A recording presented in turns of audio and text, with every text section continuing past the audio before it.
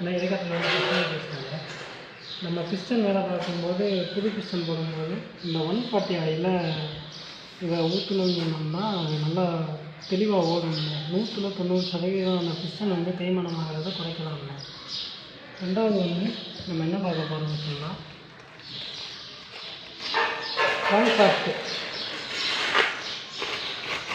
கிராங்க்ஷாஃப்ட்டு. இது வந்து ஆக்சுவலாக HF ஃப்ளெக்ஸோட கிராங்க்ஷாஃப்ட் தான். இதோட வேலை ஃபங்க்ஷன் என்னென்னு கேட்டிங்கன்னா, ஃபோர் ஸ்ட்ரோக் அப்படின்னு சொல்லுவாங்க. அது என்னென்னு பார்த்துக்கணும்.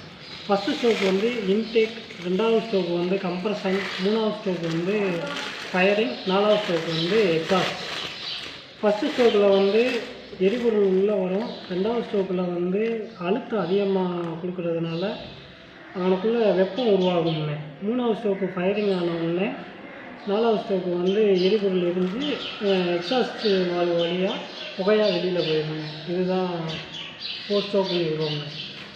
இந்த கிராங்க்ஷாஃப்ட்டு வந்து இதிலேருந்து தான் நம்ம ஆர்பிஎம் வேல்யூ கணக்கிடுறோம்னே. ஆர்பிஎம் அப்படின்னு சொன்னோம்னா ரெவல்யூஷன் பெர் மினிட் அப்படின்னு சொல்லுவாங்க.